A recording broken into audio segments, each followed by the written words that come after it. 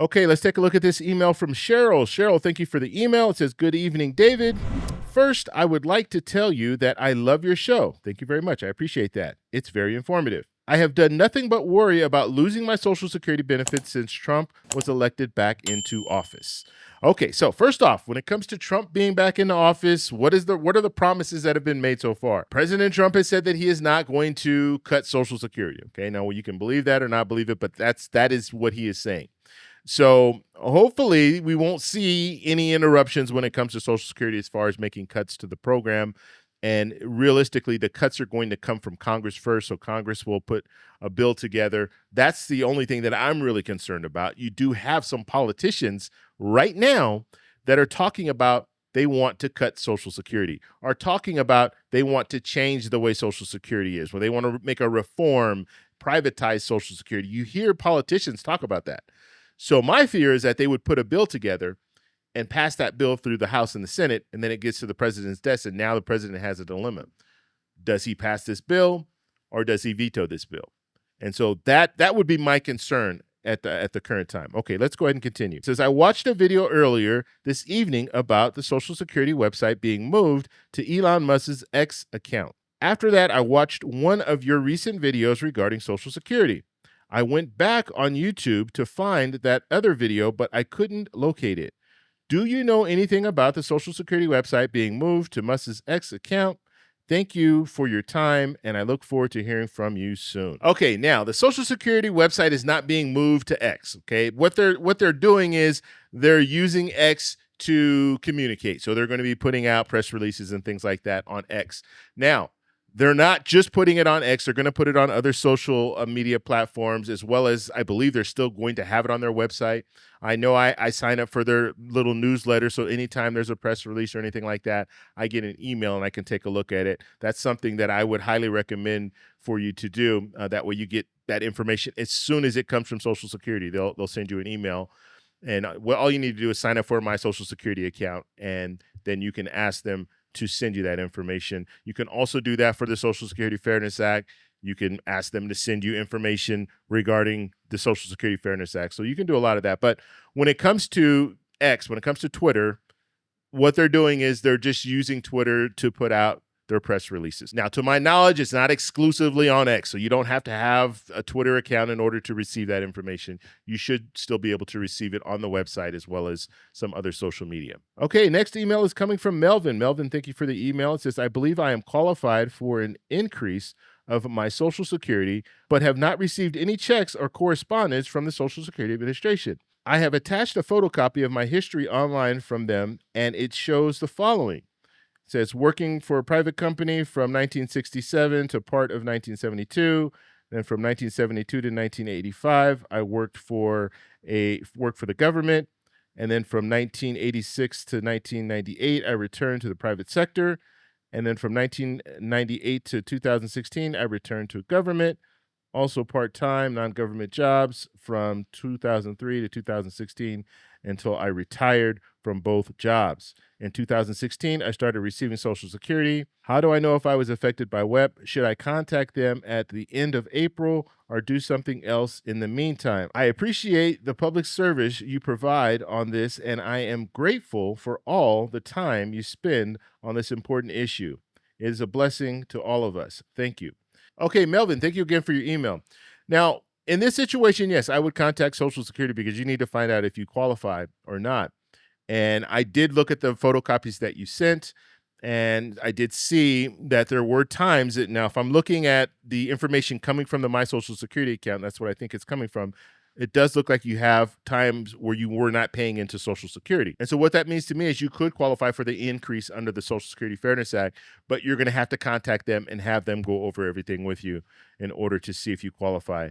But I do have a lot of people asking me, do I qualify? Do I qualify? I really can't tell you. I can't tell you that because I don't know your situation. And there are a lot of people in my situation. Yes, I qualified. I paid into a pension, did not pay into Social Security. And I looked up the information. I actually contacted the people who send me my pension just to see if I qualified, and they were able to give me more information. Okay, this is where you paid. You paid into Medicare, but you didn't pay into Social Security.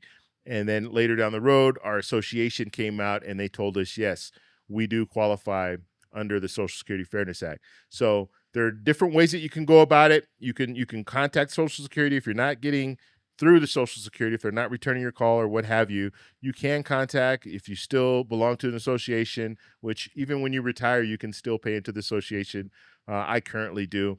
And you can ask them, what is the situation? Or you can contact the people who are paying you your pension, because the people who are paying your pension, they know how you paid in. And they can tell you, okay, yes, this is what you paid in. You did not pay into Social Security. You paid in to only a pension. So that's my advice at this point. But ultimately, it needs to come back to Social Security. So even if you talk to your association, you talk to the people who are sending you your pension, Social Security needs all that information in order to make the adjustments. Okay, next email, and we're going to call this anonymous. Okay, some people tell me they don't want any of their information out there, so I will put any of your information out there. If you do send me an email, and you're sending me an email and it has your first name and your last name, I will cut out your last name, so it'll just be your first name. If you're telling me what city you're from, usually I'll leave the city in there, but it'll just be your first name and the city. If you tell me you don't want any information on there, then I will take it off, but you have to tell me that you don't want me to have your name on there at all. Okay, let's go ahead and get back to this. So it says, hi, David. I've written to you before. Just wanted to give an update. SSA took care of my WEP elimination and gave me back pay and a doubling of my monthly benefit. Everything looks accurate. However, I applied for ex-spouse benefits on February 5th, and they approved it on April 5th. Which is exactly 60 days like they said it would be. The problem I have is they only gave me back pay to February 5th. When I applied, I was under the impression I would get retro pay from January 2024. So I called SSA this morning, 7-minute wait, so I told them to call me back and I'll stay on the phone line. They called me back 60 minutes later, no problem. I told her when I applied at 62, they wouldn't let me apply for ex-spouse's benefits because my pension is more than 2/3 what I would get from hers because of GPO. She looked at all the info and said she understands, but if I don't agree, the only thing I could do is appeal their decision. I remember you talking about this same scenario. I don't know if appealing would be a big hassle or if it's even worth it. I think they go by their own set of rules now. I may be out $3,000 if I don't, but she didn't seem optimistic about it. Anyway, thank you for helping people. Please don't share any of my information, blah, blah, blah. Okay, so, all right, so in your situation, what I'm hearing you say, now maybe I'm getting this wrong, but you applied for spousal benefits or, your ex-spouse, you applied for those benefits, and you applied this year, and you're asking about retroactive payment to January of 2024. Now, I understand the situation that if you applied now, you're not going to qualify for that year back in 2024 because you didn't apply back in 2024. Now, I understand what you were saying, that they told you back when you were initially wanted to apply, they told you that you wouldn't receive anything, so you didn't apply at that time. There are a lot of people that are in the same situation, and they're not getting that retroactive for the year.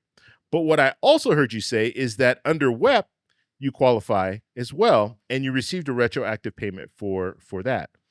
And so in your situation, it's a little unique because you're currently receiving an increase due to WEP, and you currently receive that retro payment due to WEP, and now you're asking about changing over because you can only take one or the other. And so you'll go from your own record, whatever you're receiving now in Social Security, you can switch that over to spousal benefits if spousal benefits will be more, but you're not going to be able to receive retro payments for both. Okay, so that's what's going on there. Just because you just applied now you're in a situation when it comes to spousal benefits, they're not going to send you retro. So you can appeal it if you want and see where it goes, but I don't think this is a situation where you would be able to receive any type of retro pay when it comes to spousal benefits. Okay, so that's going to do it for this video. Remember, if you guys want to send me an email, you can, david@thetecshow.com. You guys dictate what we talk about on this channel, so send me that email and then also send me a comment letting me know that you sent me an email. If you guys like this video, please give me a thumbs up. Please subscribe for more, and I'll talk to you in the next one. Bye.